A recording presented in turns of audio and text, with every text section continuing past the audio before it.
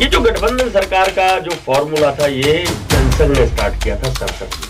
भाजपा फायदे के लिए चुनाव नहीं लड़ रही। भाजपा तो कहती है आप त्रिकोणीय लड़े, आमने सामने लड़े, हम चुनाव के लिए तैयार हैं।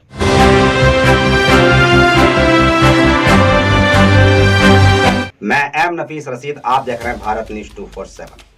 दिल्ली में किसकी सरकार, ये मुद्दा इतना बड़ा बन चुका है कि आज दिल्ली का नहीं पूरे भारत का हर नागरिक ये जानना चाहता है कि दिल्ली में अब होगी किसकी सरकार, क्योंकि कयास जो लगाए जा रहे हैं चारों तरफ से ये भी मालूम हो रहा है कि आम आदमी पार्टी में कांग्रेस का गठबंधन हो सकता है और इसी लिहाज से लगाया जा रहा है कि भाजपा को फायदा भी हो सकता है।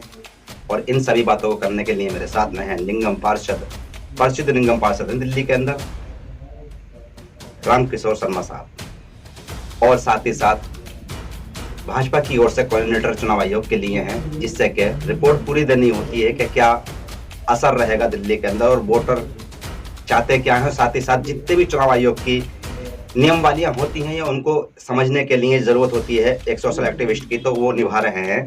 सर स्वागत है भारत न्यूज 247 में आपका। नमस्कार। जिस तरह से दिल्ली के अंदर चुनाव की एक तरह से चुनाव का बिगुल बज ही चुका है, भाजपा भी पूरी तरह से मैदान में उतर चुकी है और आप पहले से ही निगम पार्षद हैं, बड़ी जिम्मेदारी आपके पास में पार्टी की ओर से रही है और अब फिर एक कोऑर्डिनेटर भी है, चुनाव आयोग को रिपोर्ट दे रहे हैं आप। सवाल सर ये है कि दिल्ली में अब तक किसकी सरकार? नफीस भाई, पहले तो आपको बहुत बधाई। आपने मेरे पड़ोस में ही, जो मेरे पड़ोस का वार्ड है, उसमें अपना स्टूडियो बनाया है और आपने मुझे उसमें आमंत्रित किया है। इसके लिए मैं आपको धन्यवाद और बधाई देता हूँ। स्वाभाविक है कि दिल्ली के चुनाव की मंडी सज चुकी है जी। पत्रकार अपने काम पर लग गए हैं और पार्टियां भी अपनी भागदौड़ में चुनावी तालमेल में लग गई। सभी उम्मीदवार, भावी उम्मीदवार अपने टिकट के लिए प्रयास कर रहे हैं। आपका सवाल था कि दिल्ली में किसकी सरकार? निश्चित रूप से भारतीय जनता पार्टी और आम आदमी पार्टी को प्रतिद्वंदी माना जा रहा आपस में कि ये दोनों के बीच में ही चुनाव है। परंतु मैं एक बात जरूर कहना चाहूंगा आपके सवाल का जवाब देते हुए कि कांग्रेस का ऐसा लगता है कि गठबंधन होने जा रहा है जी, जो कल से संभावना प्रबल हुई। हाँ, ये इनपुट मिल रहे हैं, हम मिल रहे हैं। अब कांग्रेस 10 सीट मांग रही है, आम आदमी पार्टी 5 सीट दे रही है जी। मुझे आज अफसोस के साथ कहना पड़ रहा है, लोकसभा चुनाव दिल्ली में आम आदमी पार्टी जी और कांग्रेस मिलकर लड़े, 5-2 की रेशो पे लड़े और उन्होंने जब गठबंधन किया तो ये मान के किया कि सारा वोट शिफ्ट हो जाएगा कांग्रेस का आम आदमी को और आम आदमी का कांग्रेस को जी। लेकिन ऐसा हो ना सका। दिल्ली में 7 सीट भारतीय जनता पार्टी को, भाजपा को मिलेगी।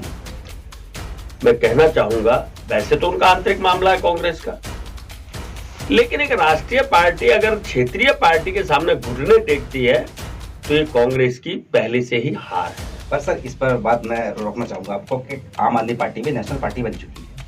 मैं सहमत हूं, नेशनल पार्टी चुनाव आयोग के अंदर है, देश के अंदर नहीं है।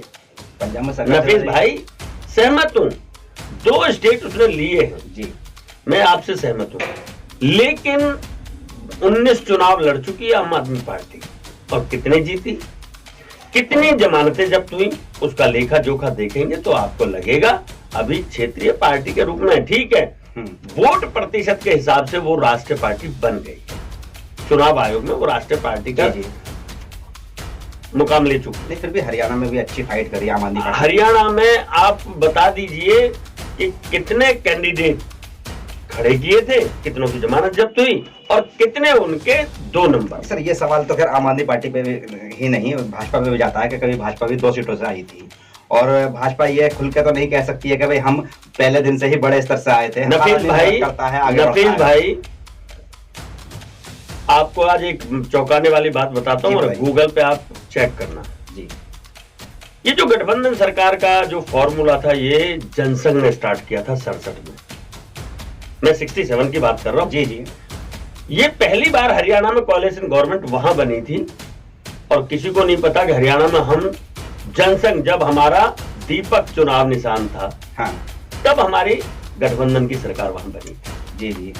और उसके बाद होते होते जो बात आपने कही है, मैं मानता हूं भारतीय जनता पार्टी या जनसंघ, आपको मैं ये भी याद दिला दूं, दिल्ली के अंदर 1967 में चीफ एग्जीक्यूटिव काउंसिलर, जिसे आज केजरीवाल जी अपने को मुख्यमंत्री मानते हैं, 1967 में विजय कुमार मल्होत्रा 30 वर्ष की आयु में मुख्य कार्यकारी पार्षद बने थे जी। 16 कॉलेज खुलवाए, दुनिया भर के काम किए, फुआरे की एंट्री हुई दिल्ली में, बहुत सारे पर काम ये तो किए। आपके लिए बधाई का मामला बन रहा है कि अगर मान लो कांग्रेस का और आम आदमी पार्टी का गठबंधन हो जाता है जी, तो आपकी तो लड़ाई आसान हो जाएगी। नहीं, अब एक से लड़ेंगे, पहले दो से लड़ना पड़ता था। मैं आपसे सहमत हूँ, मैं इसमें कोई दो राय नहीं, ये उनका आंतरिक मामला है। भाजपा को फायदा है, परंतु भाजपा फायदे के लिए चुनाव नहीं लड़ रही। भाजपा तो कहती है आप त्रिकोणीय लड़े, आमने सामने लड़े, हम चुनाव के लिए तैयार हैं। एक चौंकाने वाली बात और आपको कह रहा हूं और आपको लगेगा जी, इस बार पहली बार भारतीय जनता पार्टी को झुग्गी का जो वोट है वो इस बार बहुत बड़ी तादाद में मिलेगा।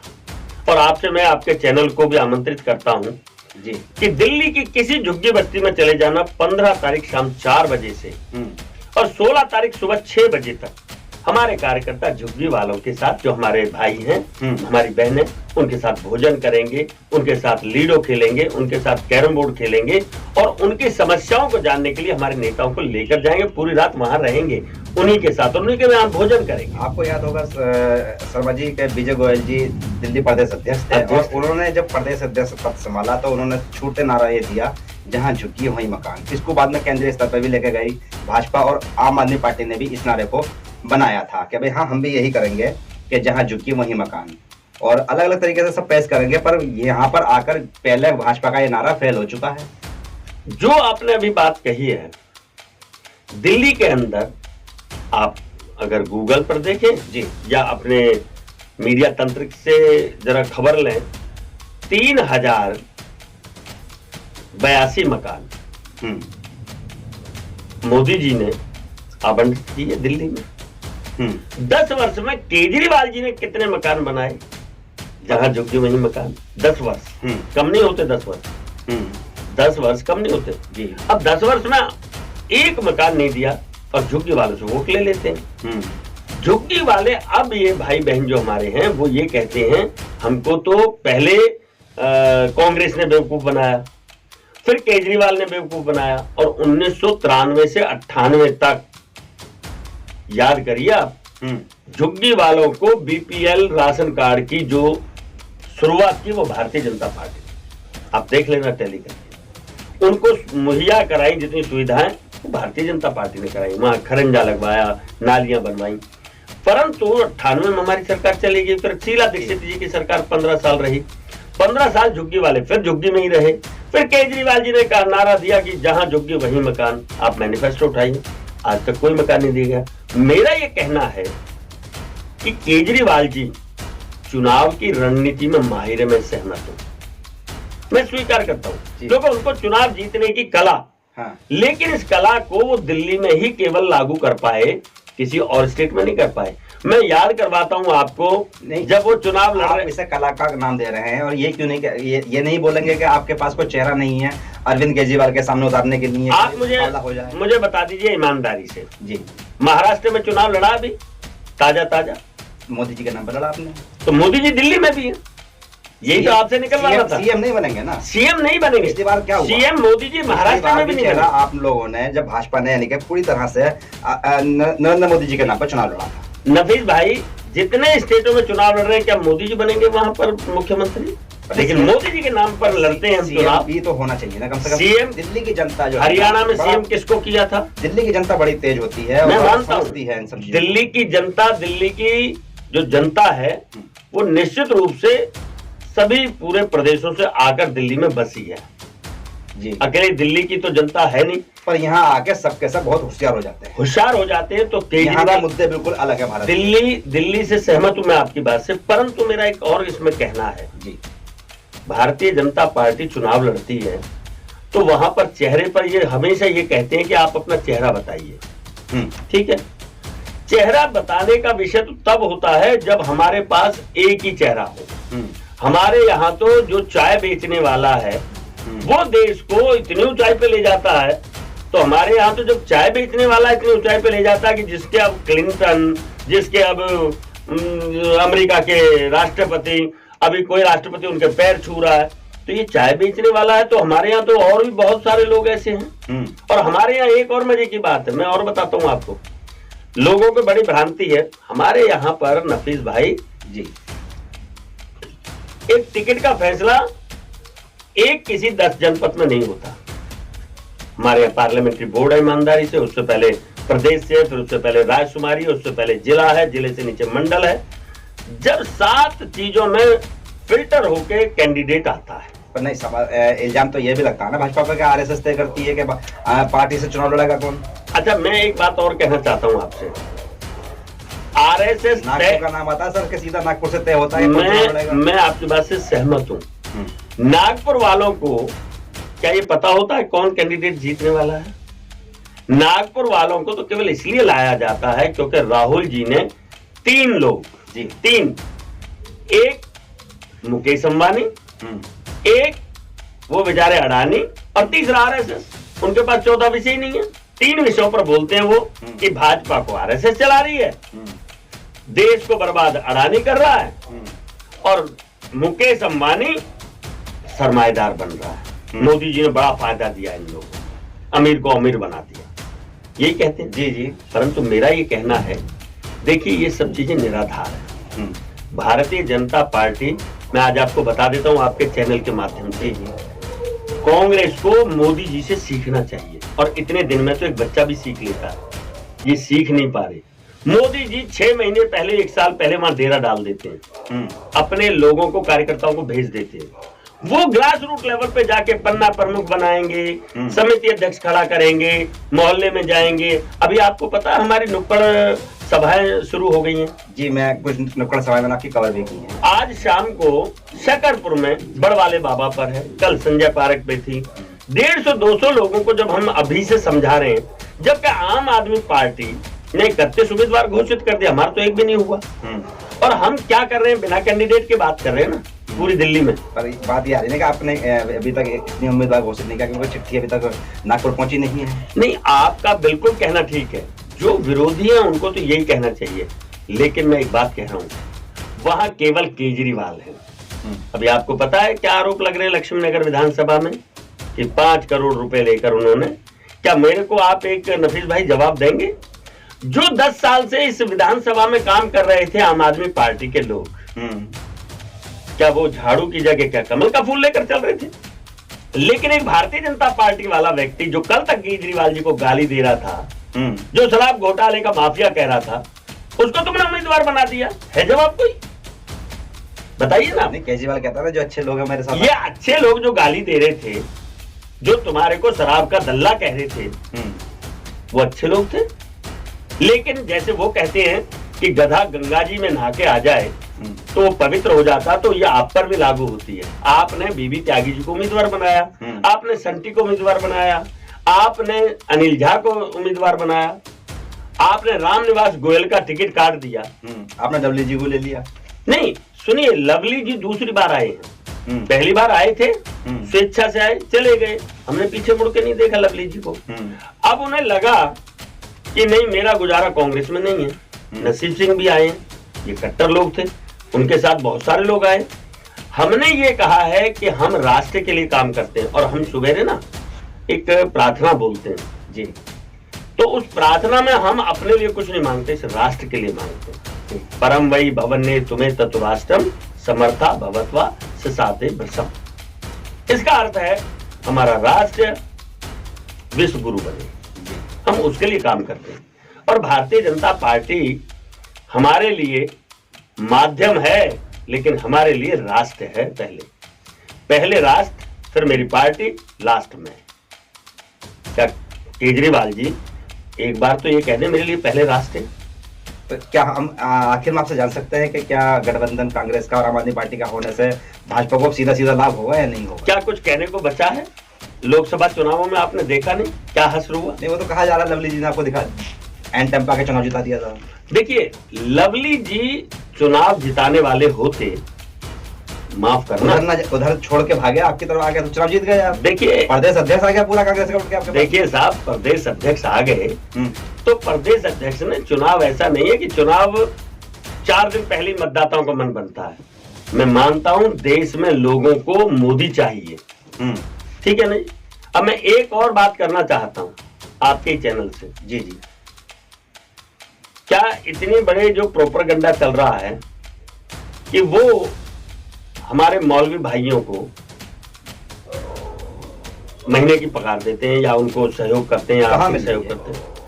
साहब, मैं इसके लिए श्योर हूं, उन्होंने स्वीकार किया और उन्होंने पता उन्होंने क्या कहा है? बहुत कुछ उन्होंने तो ये कहा कि हर यानी कि मोहल्ला क्लिनिक सब जगह चलना है। नहीं, हम रिपोर्ट दिखा चुके हैं। उन्होंने ये कहा है, बंद पड़े हैं। नफीस भाई उन्होंने क्या कहा है बताऊं? मेरे पास है, अगर कहोगे तो मैं इस चैनल पर। बोर्ड बिना चेयरमैन के चल रहा है।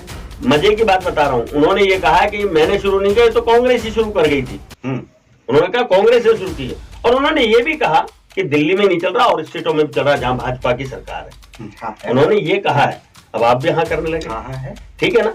तो अब वो एक सिस्टम है कि वक्फ बोर्ड के पैसे से उनको सेल दी जाती है, ठीक है। अब मैं एक बात कहना चाहता हूँ कि एक बहुत बड़ा मुद्दा उठा है दिल्ली के अंदर।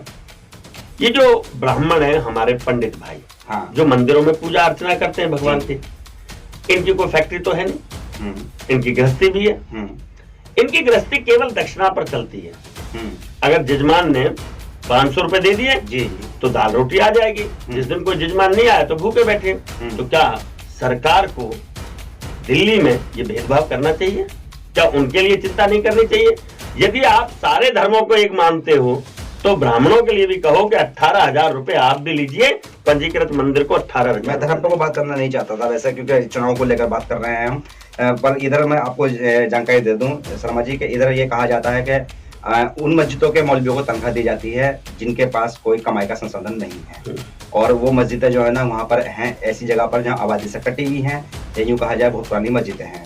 पर मंदिर ऐसा भारत दिल्ली में कोई नहीं है जहाँ 2 पैसे चढ़ावे के नहीं आते होंगे, दान दक्षिणा नहीं आती है, और वो जो दान दक्षिणा आती है वो सारी की सारी पुजारी के पास जाती है। सवाल हमारा यह है कि दिल्ली की आम जनता इस समय जब माहौल बना रही है या बन रहा है माहौल जनता के बीच, देखिए मैं अब चुनाव को लेकर भाई मैं अंत में एक बात कहूंगा जी, इस बार आपको जितने भी ये जो ओपिनियन पोल, एग्जिट पोल ये आते हैं ना, अभी हरियाणा क्या कर रहे थे, सट्टा बाजार, एग्जिट पोल, सब क्या बोल रहे थे, 12 सीट आएंगी, 15 सीट आएंगी भाजपा की। क्या किसी को ये पता था कि जो 3 चुनाव हुए उनमें सबसे ज्यादा स्कोर इस बार हुआ है? दिल्ली की बात करते हैं, अरविंद केजरीवाल कह रहे हैं 50, अरविंद केजरीवाल कह रहे हैं 50 सीट आएंगी। आप कितनी बोलते हैं भाजपा की? अच्छा, अब एक बात बताइए, इतना तो आप मान ही लीजिए 62 से 50 क्यों हुई? नहीं, उनका अपना नहीं क्यों यार, अब तो उन्हें कहना चाहिए था 62 से 70 आएंगी। दिल्ली को उन्होंने पेरिस बनाया, जमुना को साफ किया है। 50 पे तो गठबंधन बहुमत की सरकार आ रही है। 50 पे तो आ गए ना, 50 पे तो आ गए स्वयं। तो इसमें तो फायदा भाजपा को हो जाएगा। इसका मतलब कुछ प्रत्याशी यानी कि विधायक बढ़ जाएंगे भाजपा के। साहब देखिए, मैं एक बात कह रहा हूँ, भारतीय जनता पार्टी की सरकार आएगी। सब विपक्ष मजबूत होना चाहिए नहीं दिल्ली में, नहीं विपक्ष मजबूत होना चाहिए। अगर भाजपा विपक्ष बन के बैठेगी और मजबूती में आएगी, 20 सीटें बच रही हैं, चलिए हो सकता है 5 कांग्रेस को चली जाए, 15 भाजपा पे आ जाए तो मजबूत विपक्ष हो जाएगा। नफीस भाई, मजबूत विपक्ष की बात यह है, आज तक 2 वर्ष हो गए स्टैंडिंग कमेटी नहीं बनी। नगर निगम में केवल मेयर का चुनाव हुआ है, डिप्टी मेयर का, तीसरा चुनाव नहीं हुआ। और इससे बड़ी विडंबना क्या होगी कि 2 वर्ष में हमको कोई फंड नहीं मिल रहा क्षेत्र के कार्यों के लिए। सबसे ज्यादा निगम पार्षद अप्रोचेबल होता है जनता के, उनमें उनका इल्जाम ये रहता है कि भाई आप एलजी के द्वारा कुछ करने नहीं देते हैं। सवाल ये है मेरा कि दिल्ली की जो जनता है वो किन मुद्दों पर वोट करेगी, भाजपा क्या तय करके बैठी है? भाजपा ये तय करके बैठी है कि जब भाजपा दिल्ली में सत्ता में आएगी तो निश्चित रूप से गरीब की, पिछड़े की, उस व्यक्ति की सरकार होगी जो व्यक्ति आज पंक्ति में सबसे पीछे खड़ा, उसकी सरकार दिल्ली में बनेगी। और हम 93 से 98 का हमारा रिकॉर्ड भी है, आप उठा के देख लें। भारतीय जनता पार्टी अगर सत्ता में आई तो निश्चित रूप से हम वो काम करके दिखाएंगे जो मोदी जी के नेतृत्व में और स्टेटों में हो रहे हैं। आज अंतिम बात कहते हुए अपनी बात को समाप्त करूंगा।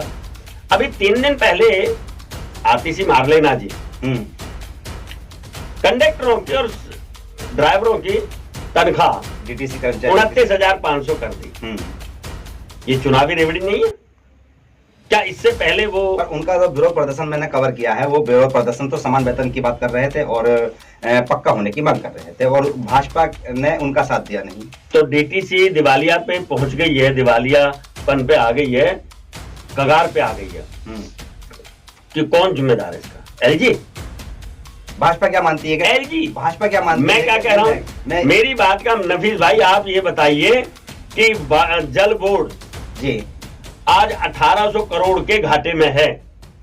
आपने पानी फ्री की बात कही, 2 घंटे दिल्ली को पानी देते हो केवल, सुबह 6-6:15 बजे से और 7:45 बजे तक। उसमें जो भर लेता है, उसके बाद पानी नहीं है। ये पानी की चिंता कौन करेगा? ये बिजली का भी खत्म हो गया फंडा, आप बिल उठा लीजिए जी। तो ये चुनावी रेवड़ी थी। 29,500 आपने किया, आपने एलजी को कॉन्फिडेंस में लिया। आप केवल अनाउंसमेंट करना जानते हो और ये सरकार संविधान से चलेगी। संविधान उठा के घूम रहे थे केजरीवाल जी।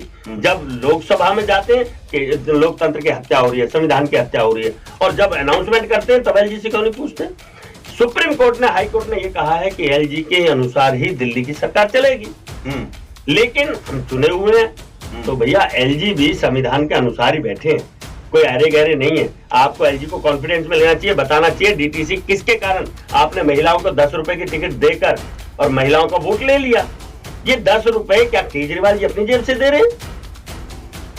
जो डीटीसी सरकार आएगी तो क्या आप जारी रखेंगे, उसे बंद कर देंगे? नहीं, हम एक बात कह रहे हैं, फ्री की जगह हम सहयोग करेंगे, हम सब्सिडी तो देंगे, फ्री कुछ नहीं देंगे। शुक्रिया बात करने के लिए शर्मा जी। ये था आप शर्मा नेगा पार्षद जो कि सकलपुर से है। साथ सवाल ये भी बड़ा आता है कि अब जनता का जो फैसला है वो ऐसा नहीं कि अभी आने वाला है, हमें बहुत सारे विश्लेषण करने बाकी हैं, क्योंकि भाजपा के साथ साथ कांग्रेस का भी जानना जरूरी होता है और आम आदमी पार्टी के लोगों से भी जानना जरूरी होता है कि किस तरह से मेहनत हो रही है। क्योंकि अभी तो पहले ये तैयारी हो जाए कि जनता वोट करने के लिए तैयार की जाए, और जरूरी है कि ज़्यादा से ज़्यादा वोट किया जाए। आने वाले वक्त में आपके वोट के द्वारा ही सरकार दिल्ली में चुनी जाएगी और ये तय हो पाएगा दिल्ली में अब के किसकी सरकार।